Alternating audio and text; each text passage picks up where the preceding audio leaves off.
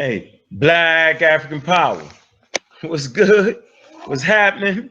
A well organized lie defeats a disorganized truth every time. Ooh, man, y'all already know what it is, man. It's God Killer in the house, man. And look, man, we got a powerful show today. And look, man, let's just get it cracking, man. I'm the Rock Squad up, Magi Archers in the building, please believe. Oh shit. If you ain't Sinetta, no time for that interview, dog. I put my shit out for niggas, I don't send it to blogs. Clan kill off the Buddha, not being discreet. One puff, this big pops and projectiles between the sheets. Sun run, cold game, bring your cleats. The best flow blow, Eskimo, penguin feet. Don't need no blunt to burn. You run the turf with 10 niggas on the block. That's a punt return. Ayo, Dolomite prototype soldier with the solar light. Saber and he hold it like he hold a mic. Golden ice pendants, sipping on that overpriced poltergeist spirits. Ripping at the open mic, quote the nice lyrics like Mama moved mean overnight. Golden motorbike holding on some Tron shit. That nice neon kit is on it. The king's libation with exotic liqueur. Queen's vibration like a Sada Shakur. A lot of decor, imported foreign threads, they ain't got at the store. Nubian Kush and black top pottery jaws. 39% THC, the quality pure. Old rappers try to spit, ain't hot as before. It's like I'm 5 flights above, busting shots at the floor.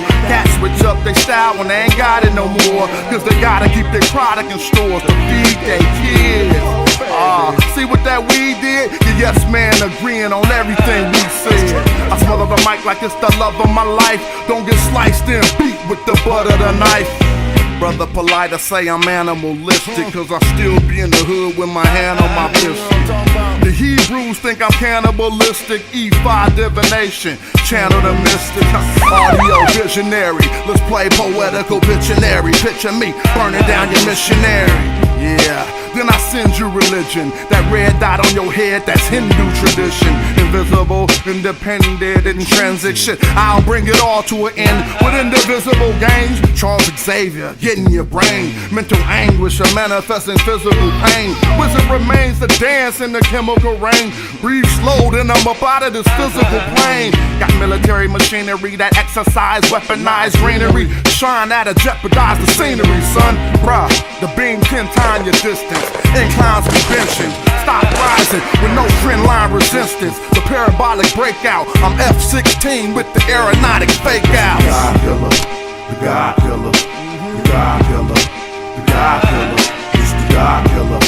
The God killer. That's who it is. The God killer. The God killer. It's the God killer. The God killer.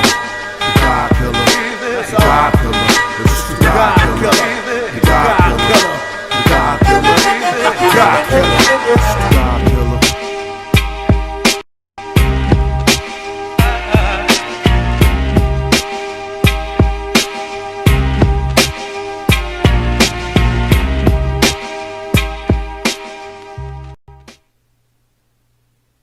All right, I want to say peace to everyone. This is your brother Wujau Min Ib Edi Ma'at. And I have with me, I'm blessed to be on the panel with Dr. Oya Ma'at. And I'll let her introduce herself.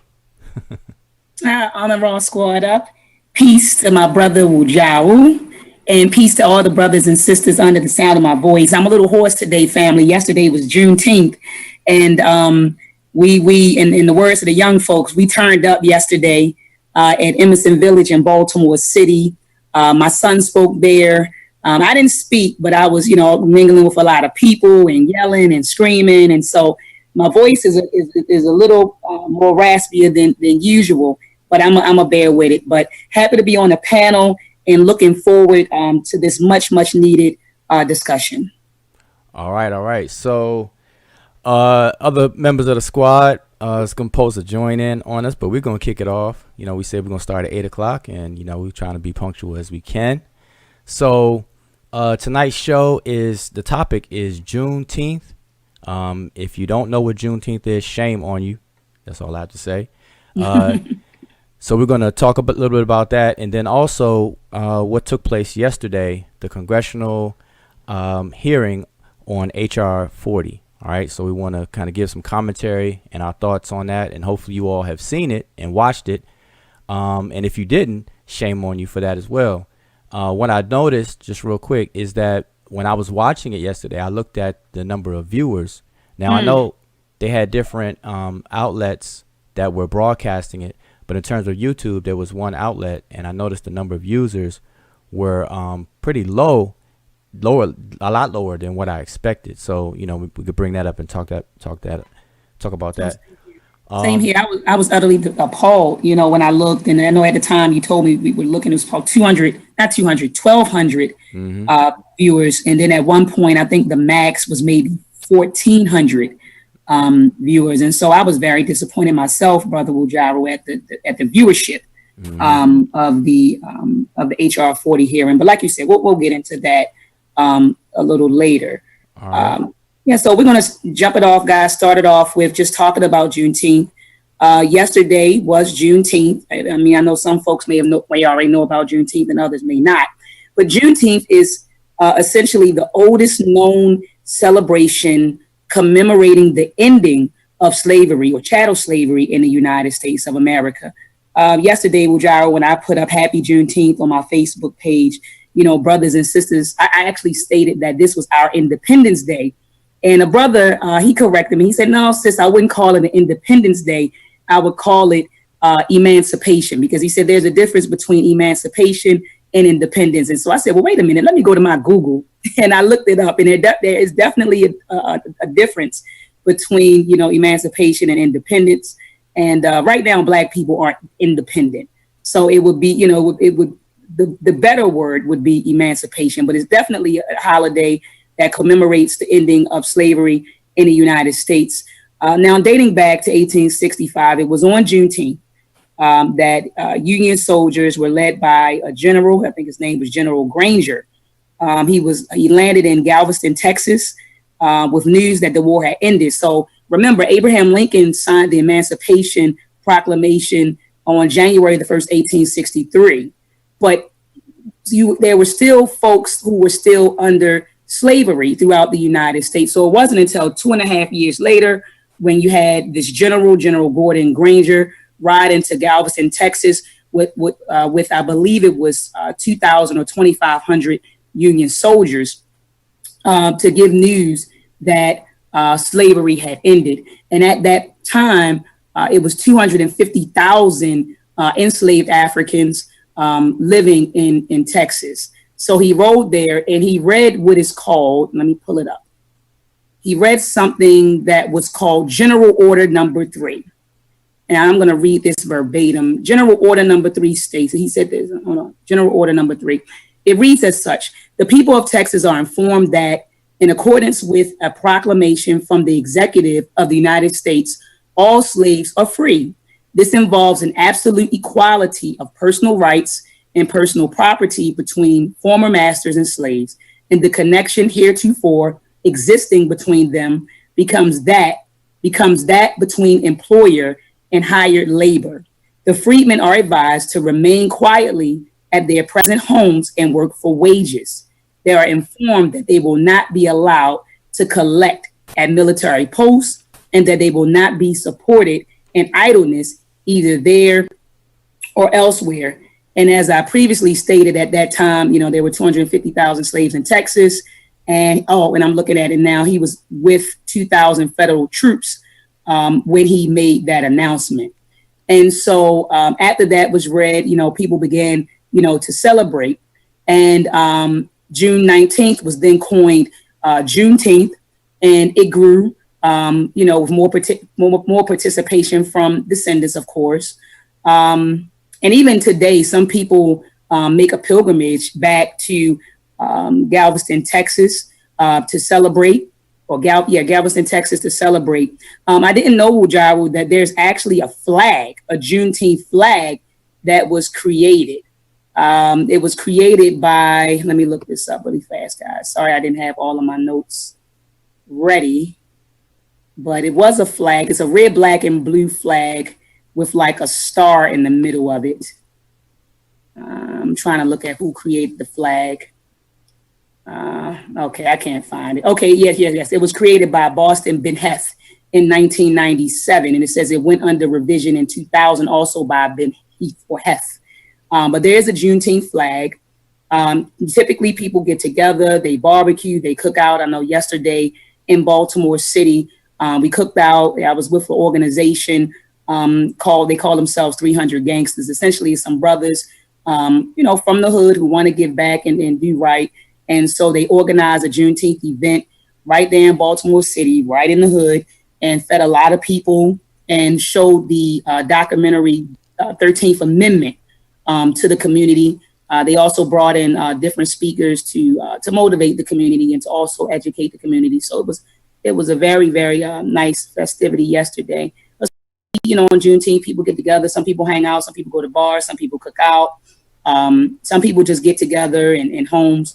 A lot of people wear red, black, and green on Juneteenth. So we talked about that yesterday, the red, black, and green flag. We talked about Marcus Garvey, and we talked about, what Black people should be doing today. Because we made it clear yesterday, Wujaru, that, this isn't over. We're still struggling. We haven't seen or haven't experienced, complete liberation, but that's the goal. And so we talked about that. But Wujaru, let me ask you a quick question, because I know that, do you celebrate Juneteenth? Yeah. Okay. All right. So did you guys have anything? Oh, I think Atlanta did it up big on Sunday. You guys had like a big Juneteenth parade. Now, so I do celebrate Juneteenth. It's just that yesterday on Juneteenth, I didn't do too much celebrating because I had some prior engagement. Okay. But yeah, I think you guys do it up big in Atlanta. I heard you guys had a big parade on Sunday. Mm-hmm. I think Saturday and Sunday. Mm-hmm. Yeah, and but now I just want to underline something that you said that it's not over, and that's something that even though like how you changed the word from liberty or freedom to emancipation or independence into that, this is why like if you saw the thumbnail to our show tonight, it says free-ish, and that's something that we have to kind of underscore. And I like that word free-ish, because, if you say something is red, it's red. But if you say red-ish, then it's not quite red, but it's almost there. So I think that's a good score to utilize, free-ish. And so, I just want to kind of emphasize that, because it's not over. I think we get complacent.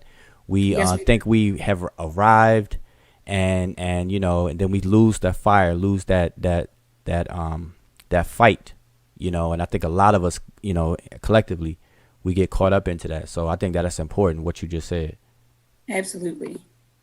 Because sometimes when we celebrate, and that's another thing too, it's like running a race. Right when you get to the ribbon or the finish line, how people throw their hands up and whatnot, and then that gives a little room for the person in second place to edge right by you and steal that first place. We celebrate a little too early, or we get too comfortable. So it's nothing wrong with it.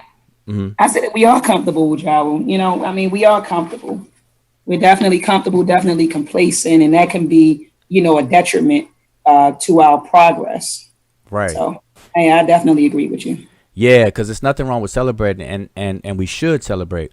But with that in mind, like we have to just constantly be aware of these other things, But sometimes we celebrate, and then we just shut down on the other things that we're supposed to keep in the forefront and keep in mind, But we have to celebrate progress, but we can't act like everything is finished. Absolutely. So, brother, let's jump into this HR 40 discussion. Yesterday, you and I were on fire. I'm telling you guys, yesterday, the House had a hearing on HR 40, and Brother Wujaru, he's been speaking about HR 40 and reparations and ADOS for a while now. And brother, I learned so much just from listening to a lot of your Facebook, I don't know if to call them podcasts or videos, your live videos on these said topics. But I learned a lot from you, brother. But yesterday they had the hearing, and Brother Wujaru and myself, we were going back and forth on Facebook Messenger.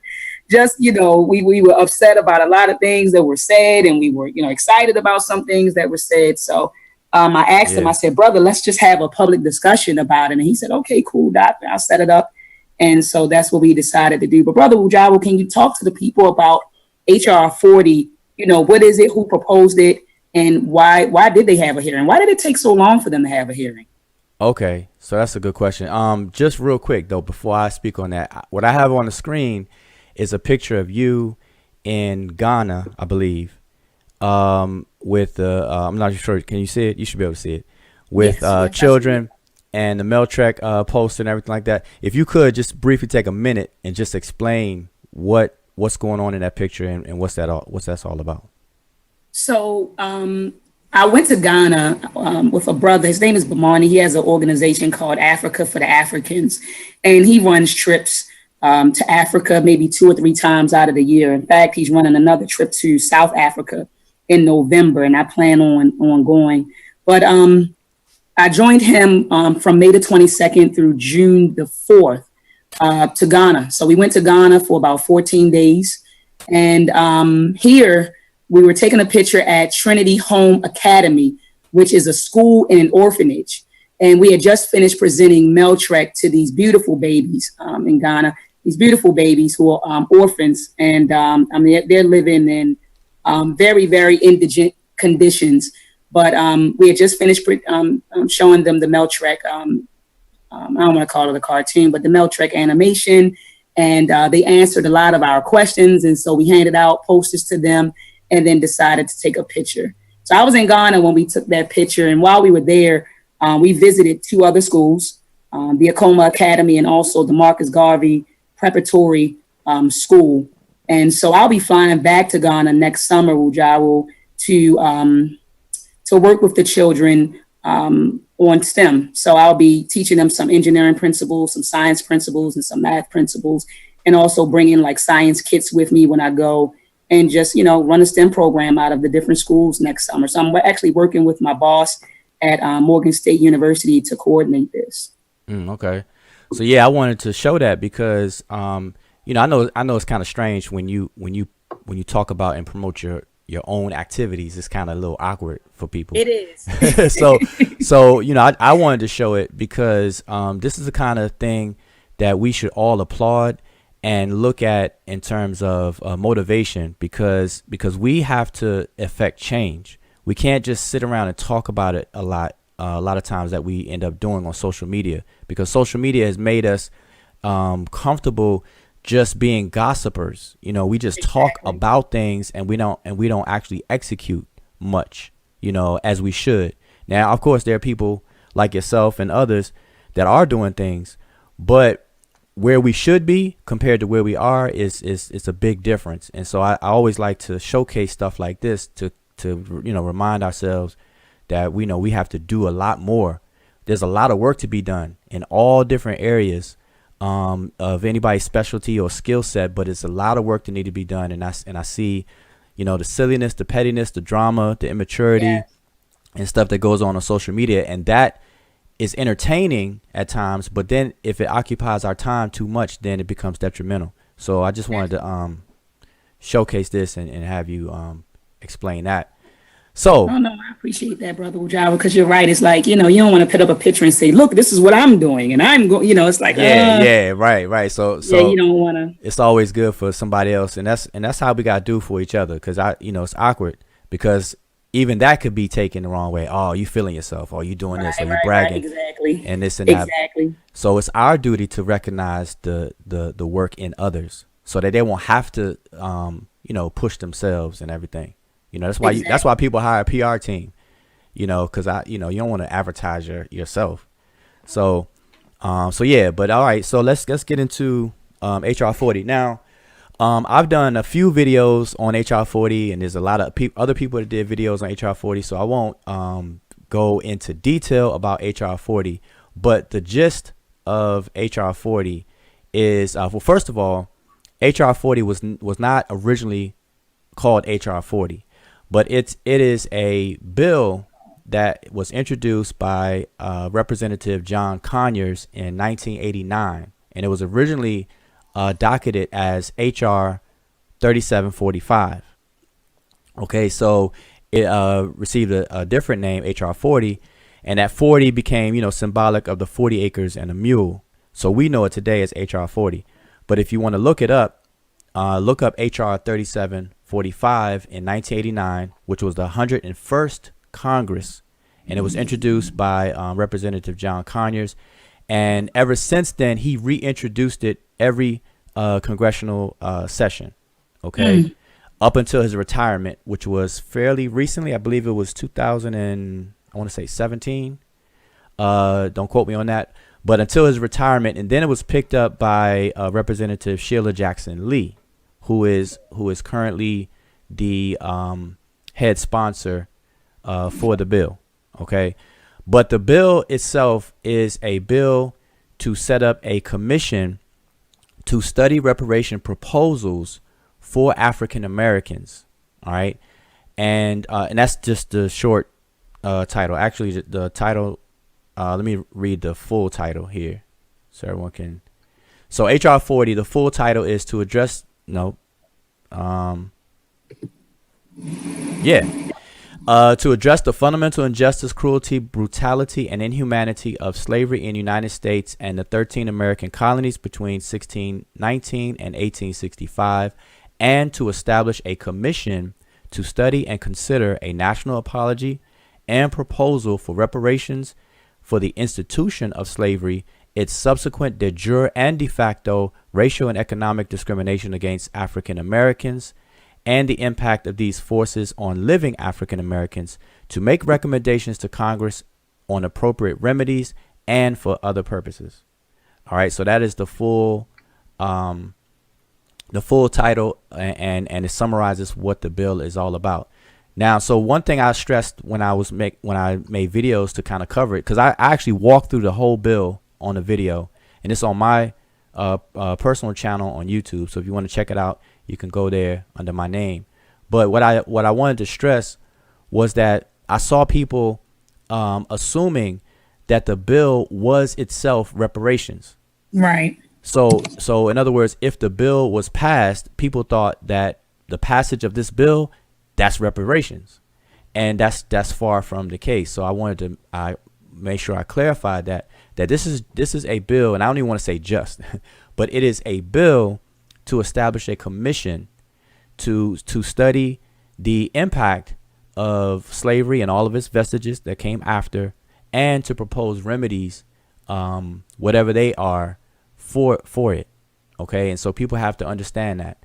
All right, and then second to that, once people get that understanding, then I saw people complain about the bill, because once they found out that it wasn't reparations in and of itself, then they hone in on the word study. They're like, wait a minute, we don't need any more studies. Slavery happened. So people assume that this bill was to study whether or not slavery happened, or things of that nature. I have people out here that don't even think slave ships exist, and so on and so forth. So I spoke to that and made sure people understand that this is the process, because you have people that will pump the fist for reparations and say, cut the check. But then when you ask them, well, how much should the check be? Then it's mum. It's silence. All you hear is crickets. And then you say, well, how does that unfold? How does reparation look? How does it actually unfold, literally? And then again, crickets. And the reason why it's crickets on both of those is because they don't understand that this is the process for reparations to unfold. You have to set up a commission in order to study the impact and to get the fine details of what the impact is, and to place certain remedies in place to offset that damage, because repair or reparations is to repair or to make whole. And then you have restorative justice and reparative justice. Reparative is to make whole. Restore is to restore people or a person or something back to its original state before the damage was done. So we're dealing with two things, and this is the way that it has to unfold, and it has to take place if we're going to hold the government responsible, and that is the party that's responsible. So those are the things that I emphasize. So without, like I said, without going through the fine details of the bill, that's the gist of what the bill is about. And then the bill spells out a little bit of the procedures on how that should take place. The commission itself, who the members of the commission would be, and so on and so forth. So, like I said, there's several videos out there that kind of detail all of that good stuff out. So hopefully people will get the gist from what I'm saying now, if you didn't already know. Brother Ujao, while you were talking and you were saying that you mentioned that there are people who don't believe that slavery exists. And I just wonder how those people feel with the discovery of the Clotilda that was found, I believe, back in May in Alabama. They said this was the last known ship to bring enslaved Africans to America. They found that, and you guys can read about it on nationalgeographic.com. So I wonder how people feel about that. Like, I'm talking about the people who believe that slavery never happened. Like, there are mounds of evidence that prove that slavery existed, that it happened. So they've uncovered logs. We have ship logs. We have the castles. I myself went over to Ghana, and with my own eyes, I saw the castles. I toured the castles in Cape Coast and also Elmina. So I don't know, Ujao, for the life of me, how these people, I don't know if they're disillusioned or what, how they could say that slavery never happened. Like right here in Baltimore, we have a plantation in Towson, Maryland called the Ridgely. I think it's called the Charles Ridgely Plantation. And I went there. I walked the big house, and then I went down to the shacks where the shacks that were inhabited by our ancestors. So I don't know why you were talking, Ujao. I was just shaking my head at the just the thought of people, who believe that slavery never happened. And I'm sitting here saying, hey, we had the plantations, we have the records, we have the ships, we have the castles. While I was in Ghana, also I went to Asimmanso, which was a place where our ancestors were marched to. Some of our ancestors were marched 300 miles to Asimmanso. And at Asimmanso, our ancestors had to take their last bath. So they were bathed, and I ain't talking about they were bathed. Water was splashed on them basically. After they got out of the river, they were put on auction block. Oh, I'm sorry. After they got out of the river and bathed, they put oil on their bodies, shined them up, put them on a slab of stone, Ujao, auctioned them off, and once they were sold, then they were put on another slab of stone that was directly across from that slab, and they were branded. So I saw these things with my own eyes. So I just can't believe that people believe that this atrocity, I mean, the greatest, crime, the greatest crime in humanity. I can't believe that people believe that it didn't happen, Mujaro. So I'm just over here kind of a little pissed off. Like when you said that, just the idea or the thought that people don't believe, that this atrocity happened. Right. And so that brings up a point. Okay. So, well, I don't want to kind of skip forward, but you brought it up, and I think we should mention it now because I want to get into this hearing yesterday. But before that, then, this is the thing. Okay, so we have this advocacy movement, this political, educational, and advocacy movement that's known as a hashtag ADOS. All right. Right. And so you have people out here that are among the black community at large, that you have infighting going on where people are upset about Yvette Carnell or Antonio Moore or whatnot, or ADOS. And you see people in the black community who are black, who call themselves black, that are hating on the ADOS. So what you were saying, when people don't even believe that slavery occurred, that's one level of stupidity. But then on another level, we have this battle, this infighting that's going on. And so one thing that was pointed out today by Yvette Carnell was that this advocacy, the outcome, it happens through phases. Advocacy is not done, at a snap of a finger. And so one of the things that she pointed out is that these are phases that we have to go through. Phase one is going to be, and this is true for just about any advocacy, for anything, not just politics. But the first phase is a phase of convincing and education, because you have to educate people to convince them that this is what is needed, or that this is what's missing, this is what's needed. You have to go through a diagnostic phase, and during that phase, it is going to be some head bumping heads. And so what happens is people in our communities who are not familiar with leadership, they're not familiar with taking on responsibility of advocating for what it really means to advocate something.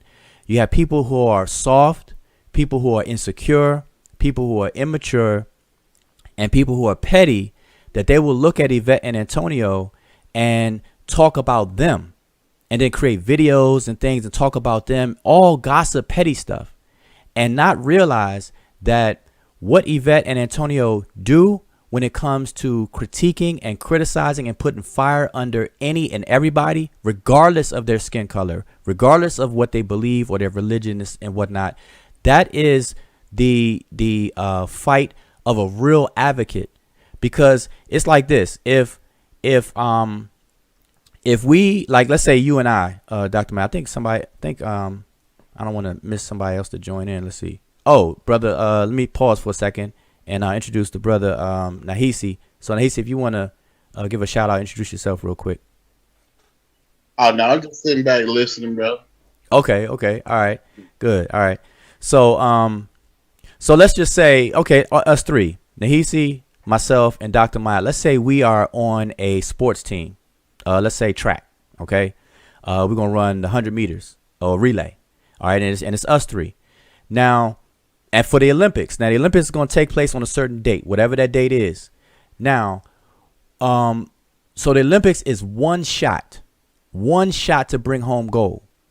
So prior to that, the actual event, we're going to have to work our butt off, train. Any shortcomings I have, y'all are supposed to get on me about it.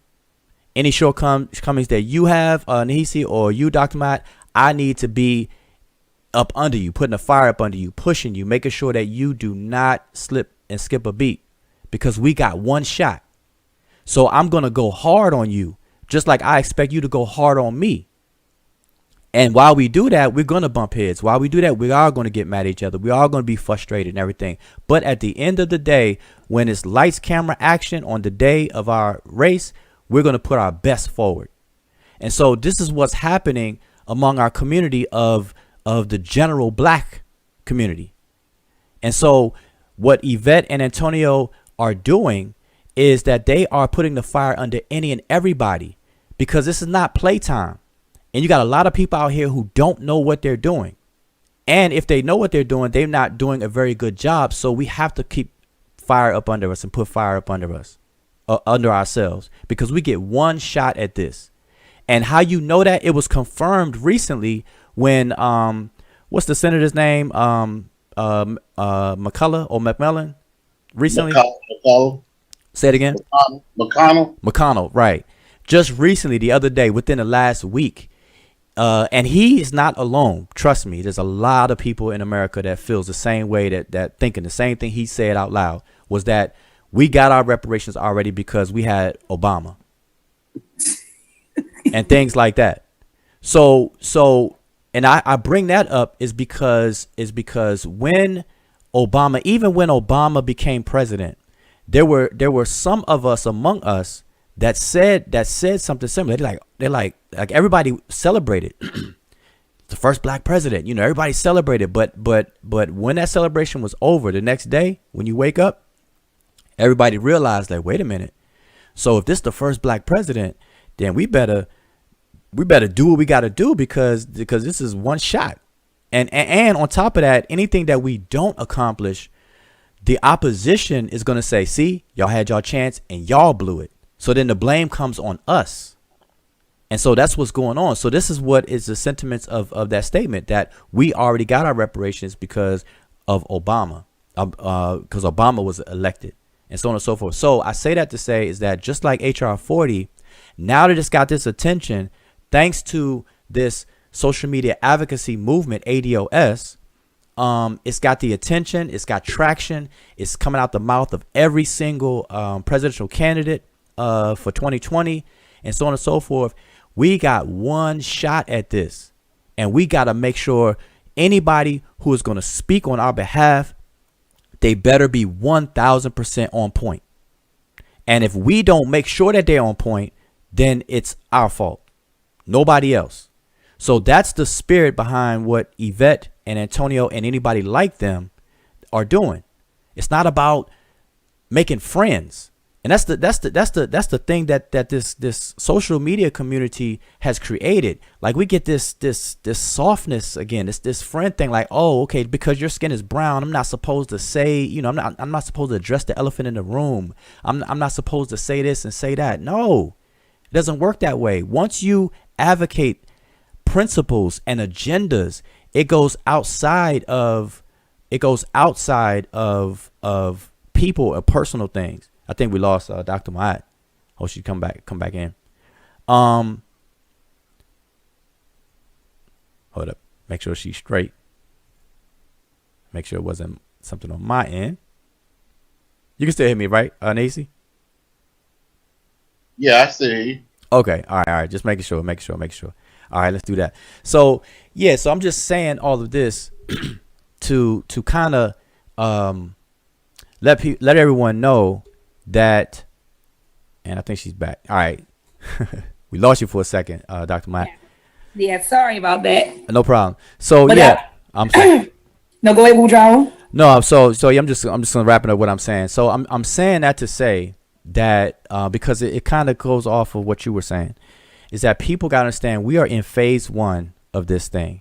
And if you don't have tough skin, and if you don't understand what advocacy is really about, then you need to just step to the side and just support the best way you can, and not get in your feelings and then get distracted and focus on the wrong things, because this is a necessary process to take place. So I'm gonna give a quick example. Sheila Jackson Lee. Okay.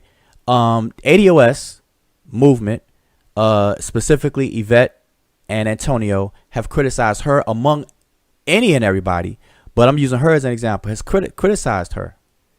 Now, she is the lead sponsor for HR 40. So the question becomes by people who don't understand this phase and this process is, well, how can you criticize her or talk about her, but yet she's the one that is leading the cause of HR 40. You should get behind HR 40 and this, that, and the third.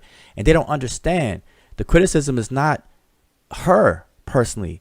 It's to get something done. And we have to understand HR 40 is 30 years old. 3 decades. 3 decades old.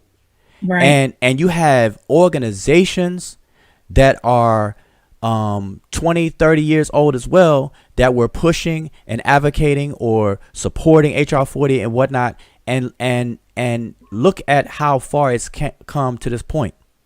Was it passed? Has the bill been addressed and passed? No. So what has to occur to push it over that edge? And so this is something that people don't understand about advocacy and getting things done. You take it outside of the personal things. You got to go above and beyond on the macro level and say, okay, it's not about the person, it's about the agenda. Right. And that's what people got to understand. So I just want to kind of touch on that real quick, probably revisit that topic, but I just want to let people understand that this is a necessary process, and we got to clean within first, because the phase 2 of this process is to go outside of ourselves and to get the support of the people outside of the group. So we're going to need white America to see and to understand and to be convinced that this should go down and that this should happen. Because if it was totally up to us, we wouldn't even be having this conversation right now. It would have been done. It would have been done in 1989. Period. So we got to face these realities, and we got to understand how the procedure works and how these different phases, how we go through these different phases. Right now, we're still in phase 1. We're still fighting ourselves. We got to convince people who are not a part of this legacy that it's okay that you're not a part of this legacy, but you can support and be an ally. But those people who should be in that position to support and be allies for whatever their expectations are, they have a problem with people declaring themselves to be ADOS instead of just the flat black. Why are you being divisive? Why is there separation between black immigrants and black natives? Why is that? And then that creates a problem. So anyway, I don't want to go on, but anybody got any other comments? No, I would look, Brother Wujai, I was just sitting back listening to you, brother, and just, just thinking about all of the people, because you said we're still fighting amongst ourselves. We're fighting, we're fighting with each other on who should speak for us. And then you have black folks who are saying that, like when I put it up yesterday, when I posted a link on my page for people to tune into the discussion, a lot of folks came, on the post, and they were like, what's the point? We're not going to give reparations anyway. Then you had folks, who said stop begging white folks for money. Then you had people say reparations, is divisive. So what do you say to that, Wujaro? Like, what do you say to the brothers and sisters who feel like we're not going to get in anyway, who feel like, it's a lost cause? What do you say to those brothers and sisters? Well, each one of those things probably would call for a different response, but people who say, people have that pessimistic attitude, I would have to just tell them, like, I don't want to hear you complain. Don't complain about anything then. Just sit there and take it. Take whatever's coming. Just take it. Because people with a pessimistic attitude, they're draining. And pessimism comes from either ignorance or defeat. Yeah, self-defeat. Like that's a defeatist attitude. And that's poison to those who don't have that same pessimism. It's poison. So you have to separate. You have to draw that line. And you have to let people like that know that, listen, okay, I don't want to hear you complain then. Don't complain about, the rain coming down, but yet is umbrellas around you, or you're not trying to get an umbrella, or you're not trying to seek shelter. Don't complain, Okay. And what about those who said, you're begging white folks for money? We should be focused on, self-reliance and, self-help and all of that. So what do you say about those folks? Well, that comes from ignorance as well, because reparations is not begging for money. People need to look up and understand what reparative justice is. Reparations is short for reparative justice. You have reparative justice, and within there, secondary is restorative justice. And people have to understand what that is. The compensation portion, which is the money, is only a part of it. And because we're dealing with the damage from an atrocity that has taken place, there is a monetary portion of that deserves compensation. And so when they say, because what's the alternative? So what they say is that stop begging white people for money. And the alternative is that, okay, we got it. We can do it ourselves. Why don't we just do this and do that?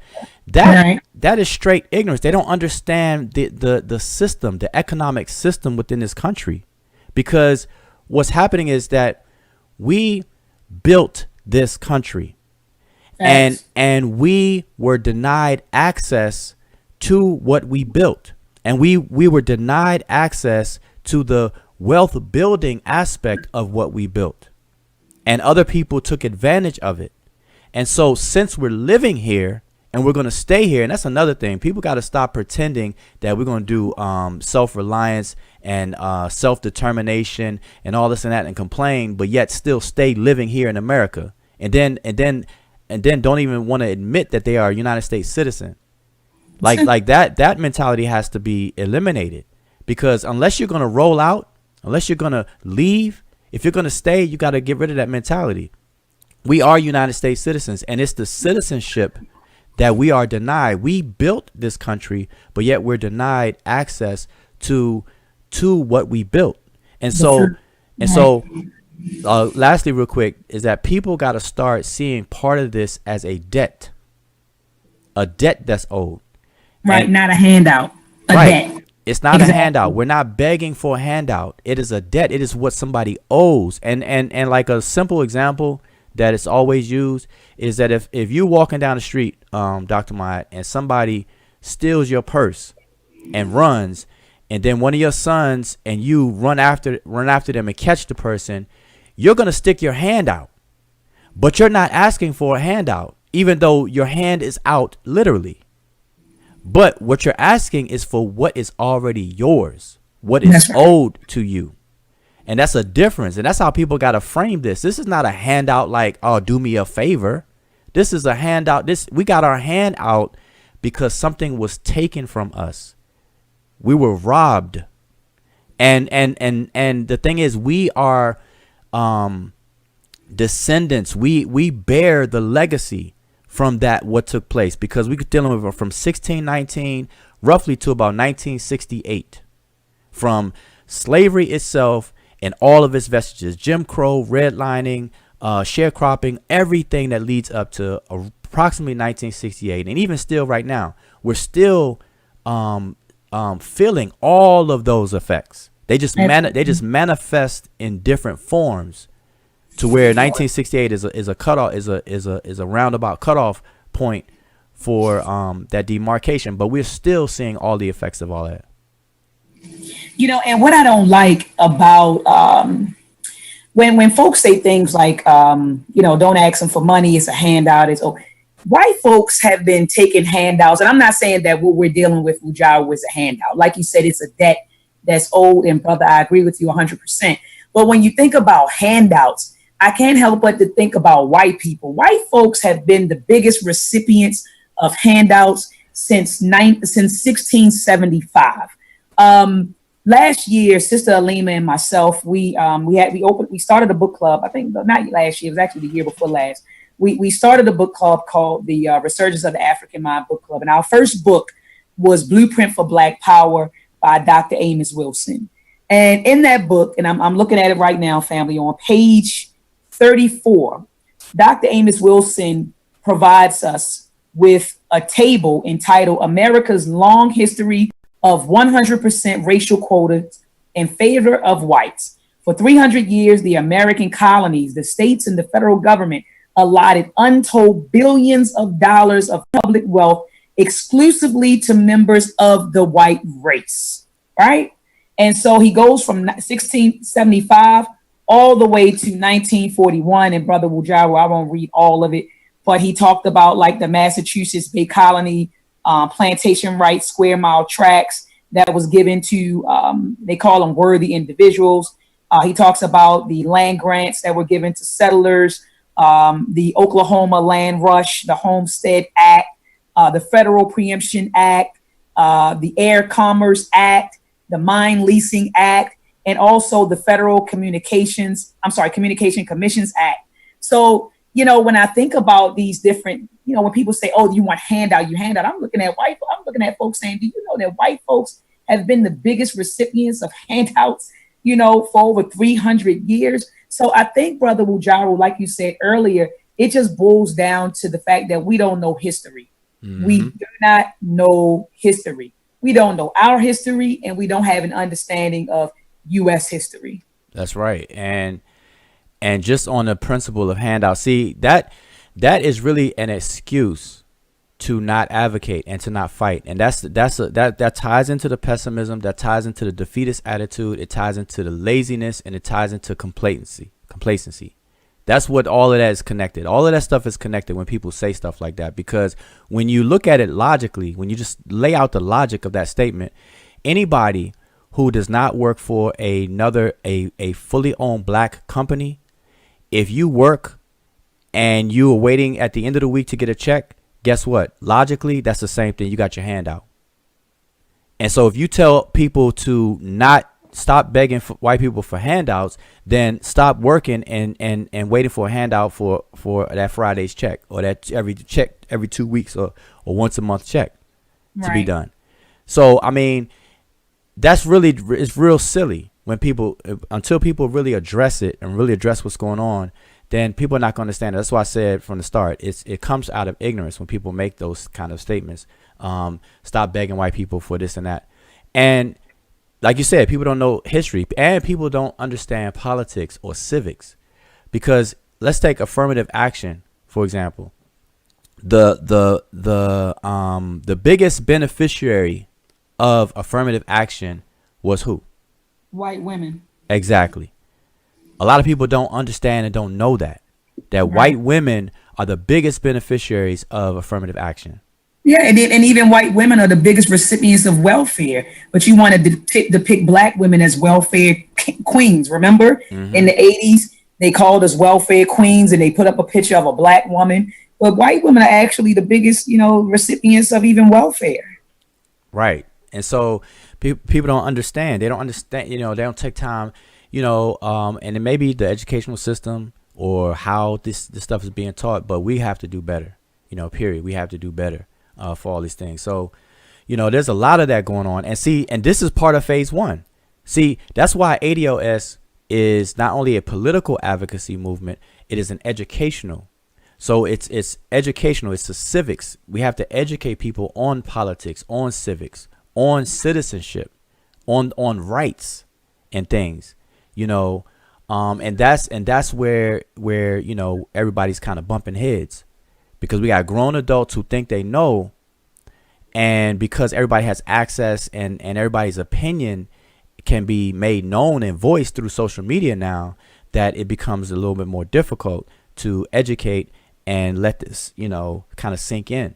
And so people are pushing back and people are fighting on it, offering their opinion, uninformed opinions at that.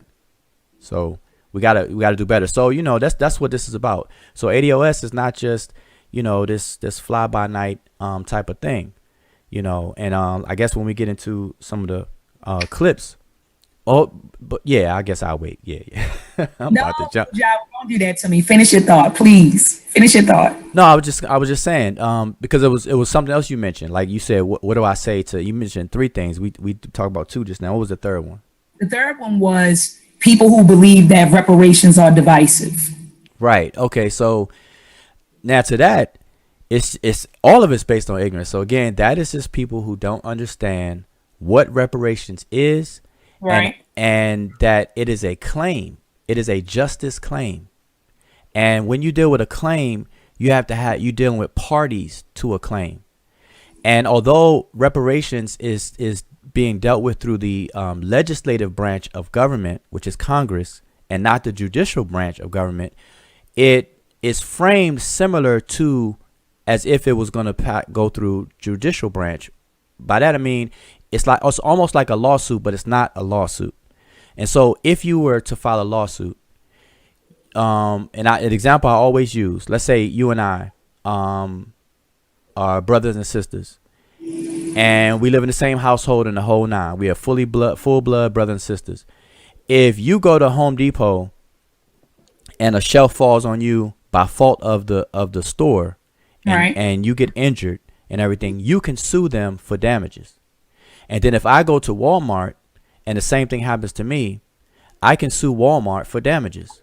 Now, in my lawsuit, I can't include you, even though we're brothers and sisters, and I would love to include you because that would mean more money or whatever. I can't do it because you're not a party to that situation, those damages, and all that specificity there. And it's likewise, you can't add me to your lawsuit because I don't have any standing. I don't have any grounds there. I don't have any interest in your suit. And so when people say reparations is divisive, what they're talking about is the fact that we have to establish inclusion and exclusion facts in terms of who is a party to this reparative justice claim. And those people who are party to it are people who are American citizens who are descendants of victims of the institution of slavery and all of its vestiges. No one else. And Sheila Jackson Lee made that clear at yesterday's hearing, although she didn't say the word specifically ADOS, but she made it clear that it's just us African Americans, because you got to understand HR 40, the language of HR 40 has the word African Americans there. Okay, ADOS is adding more specificity to that word because of the dancing and the playing around with that term African American, because African American in regular public discourse has become synonymous with black. Right. And when you're dealing with law and everything, you have to be very specific. So that ambiguity had to be removed. So ADOS is more specific. All right. So people need to understand that too.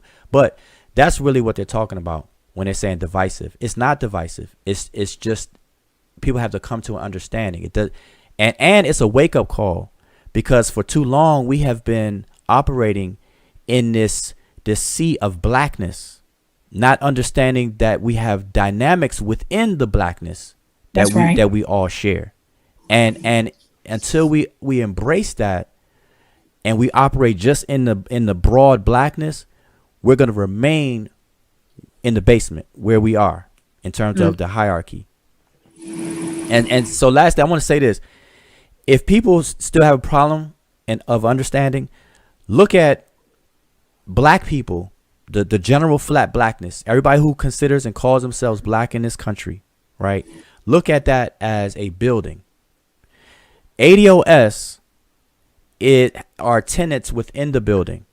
Black immigrants are tenants within that building as well, because black is black. Because if a racist police officer pulls over a black immigrant or an ADOS person, they're not going to be asking and making any distinction. So we understand that. So that's what I mean by we're all in the same building, but we don't live on the same floor. So ADOS is in the basement. When leaks happen, the basement floods. That's where we're at. And so people have to understand that and respect that, and that different levels of that differentiation has to be made, because we have a specific claim because of our position. And that's what people have to understand and respect. So our own people within our own building, our brothers and sisters who share our blackness and we share theirs, they also have to respect the fact that within that blackness, we still have we have a unique claim. We have a different claim, even though black immigrants may have come from the Caribbeans, who themselves are also victims of slavery, being brought there. This claim is very specific, and that's just has to be understood. That's it.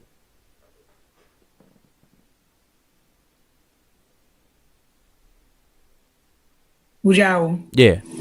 Okay, all right. I'm gonna make sure you were there. I thought I lost you. No. I was saying that's it. I mean, it's the movement and the idea of reparations is not divisive. It's not divisive, and that whole divisive talk, I'm gonna tell you, it originates from the opposition. It's just that we're,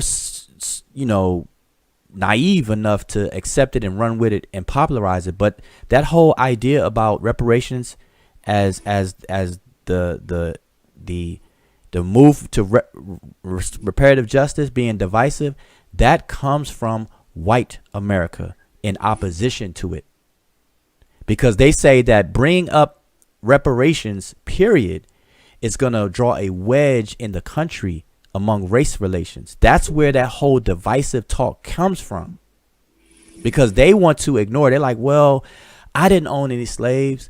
I didn't do this. I didn't do that. I got black neighbors and black best friends and this and that and whatnot. Can't we, let's just get past it and move on. You got celebrity, you got black people got money to, this, that. That's the attitude.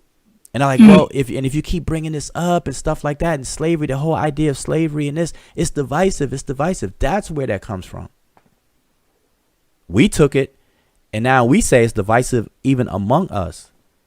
And that's crazy. That's crazy. So Nahisi, what say you on any of this stuff so far? If you're able to talk to us.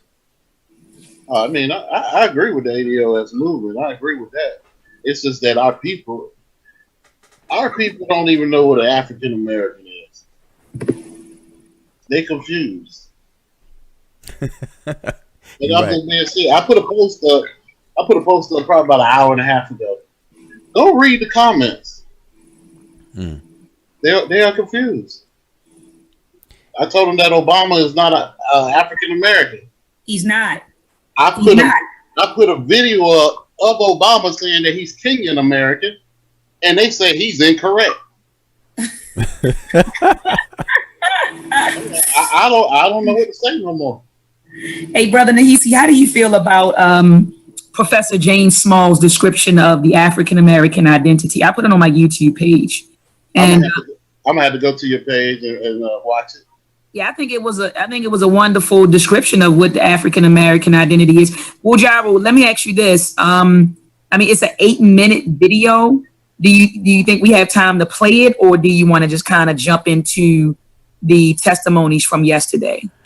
Well, hey, I mean, we can roll however long we roll. So, you know, we could do whatever. I'm game for whatever. All right, let me know if you can hear it.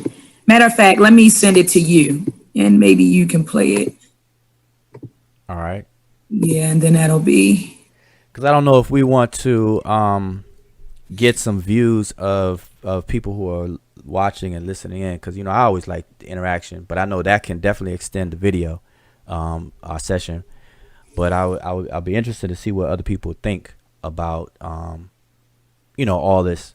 And we haven't even gotten into the hearing from yesterday, man. So, All right, I'll be quick. I agree with Nahisi that people just don't know what it means to be an African American, and I think that's important in this discussion for reparations. You know, like even when the guy Colin Hughes spoke yesterday, I was thinking to myself, what the hell is he doing speaking on said topic? Like he's a Puerto Rican American. I think one parent is Puerto Rican, the other one may be African American. I'm not sure. But I just felt like, you know, he doesn't understand, you know, the African American struggle because he's not technically an African American. And I'm not saying because you're not an African American, you can't understand the struggle. But many of us, Ujjawa, we just don't understand what an African American is. You know, I have students at Morgan State University who are from, you know, Nigeria, Ghana, and even Kenya, and they refer to themselves as an African American. Mm-hmm. You know, so anyway, I just sent it to you, Brother Wujao. Okay, let me see if I could play this. Give me 1 second. Okay, so I'm just gonna play the audio. So those of you who are watching, listening, I'm just gonna play the audio. And you said play the whole thing, or is it a certain portion? He's talking about the African American identity. I mean, we can cut it off whenever, but okay, I'll let it. An African American identity. Okay, I'll just let it play. So you all listen up. All right. Enslaved Africans in the United States of America. That's who the African American is, and we must assert our identity. If you're from Jamaica, you're not an African American. If you're born in Jamaica, if you're from Nigeria, you're not an African American, you're a Nigerian American. And if you're from Jamaica, you're a Jamaican American. There's only one group whose legal title is African American, and that's the formerly enslaved Africans in the United States of America, because that is a culture unto itself. That is a historical epic and episodes unto itself. And so we allow people to have us deny our identity as African Americans, while other Africans come from other places and try to assume that identity for economic reasons and political reasons, and yet do not ally themselves with the African American in most instances. That those immigrant African community tend to ally themselves with the European American, not understanding what the historical relationship between the African American and the European American is, or the war, the cultural war and the spiritual war and the economic war and the political war that still exists between those two communities. So when you're an African from another place and you come and say, well, I can't get caught up in that, I'm here to make money, then you ally yourself with someone I'm at war with and wonder why I treat you a certain way. So you need to understand what you have just done. Besides disrespecting me in my country, something I would never do to you in your country. I would not go to Senegal and choose the side of the French against you. I would not come to Jamaica and choose the side of the Brits against you. So why would you come to America and choose the side of the white American for whatever reason, economic, political, cultural, or whatever, against me and my interests, and then tell me I'm unwelcoming to you? I welcome my friends and my brothers and sisters. I do not welcome my enemies, whether they look like me or not. Let's get that clear up front. And then let's look at some of the episodes in the epic history of African Americans in this country. Can you define one thing? You use the terminology, others come to my country. Can you clarify that my country, as opposed to... This is the African American country. There's no country called Africa. There's a race called Africans. There's a culture called African. There's a continent called Africa. But there is no country called Africa. And in the geopolitical definition of nationality, your nationality is the nation, state, or country that you belong to as a citizen and you pay taxes in. In that regards, the United States of America is the country of the African Americans. In the same way Jamaica or Trinidad or Haiti is the country of the Haitian, the Trinidadian, and Jamaican, and neither of them live in Africa. Okay. Why would... All right, so we're gonna be that. I think that is. Or should I play more? Because I think he hit all the points right there. No. He hit it on the hammer on the nail. Right. So now, if people are listening to that and are still confused, this is the point of phase one. This is why people are bumping heads, and this is something that needs to be stressed and pointed out. That we have to clean house first, in-house first, before we can even attempt to step outside of ourselves and then start to advocate to other groups. And so among this flat blackness, what Professor Small has just said, that has to be understood.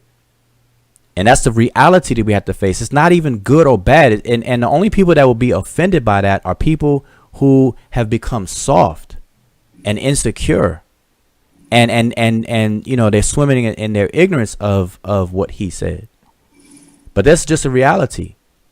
And so people understand that Africa is not a country, but we talk about it as if Africa is a country. And it's weird when you think about it, because when we talk about Africa, we definitely talk about Africa as if it's a country and not, you know, containing 54 countries, right? Countries with multiple languages, multiple different cultures, and even nuances within cultures and all kinds of things. We just flat. We're the only ones that do that. Right. But, you know, and now through social media, now people on the continent do it too, but not so much. The older folks, they don't do that. They see the beauty in the diversity. They don't see diversity as a problem, because they understand the macro micro relationship, that they can be unique within a system of oneness. And that's how the human body operates itself. The heart is not jealous of the liver. The liver is not jealous of the lungs. But yet the heart, the liver, and the lungs understand that they're part of a system. And I'm not trying to say that they're people to understand, but I'm saying these are organs that are part of a larger system. And so we look at ourselves in the same way. And we need to look at ourselves in the same way. Those who don't, they're the only ones who have a problem. They think that, you know, it's different. It's not. So what he was saying is right on point. So you're right. The African American identity. Now the only thing that ADOS differs is that because of what he said, because remember, he cited a problem. He said that there are people. First of all, there are those among us who are denying that identity, and then there's people who are not really that identity, who are assuming that identity. Mm-hmm. And so what ADOS does, it cures that problem. It says, listen, we are specifically United States citizens, because what he said is wrapped up in their acronym, ADOS. The A stands for American. And so we embrace our Americanness because our ancestors built this country and we are citizens of the country.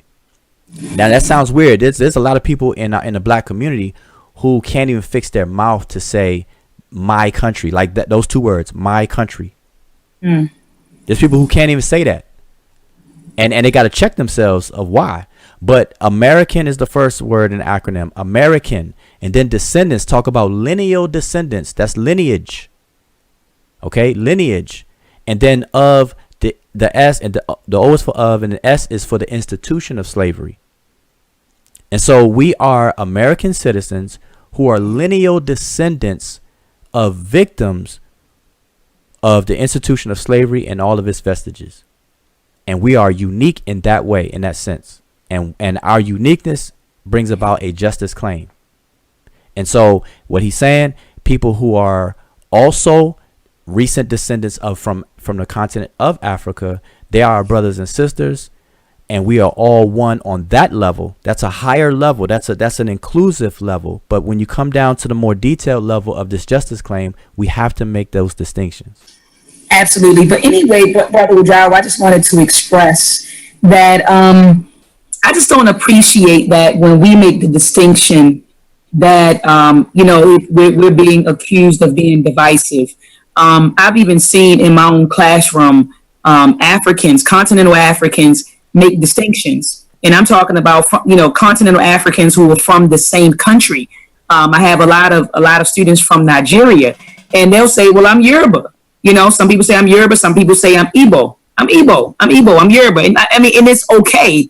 They're just making a distinction, and, but they don't get accused of being divisive. But when we, the African Americans, say, hey, I want to make, a distinction between, us and the flat black construct, we get accused of being divisive. But people do it all the time, Ujaru. Yep. You hear what I'm saying? I see it in my classroom. They do it all the time. But when we do it, now we're being divisive. Exactly. And so I just wanted to add that. I just don't appreciate being accused of being divisive, or being, impartial or whatever, when we want to make a distinction, or, when we want to make a distinction. So what's the consequence of that? The consequence to that is because we don't feel like fighting, then we give up. We give it up. And then we never get anything done. Meanwhile, everybody around us does it.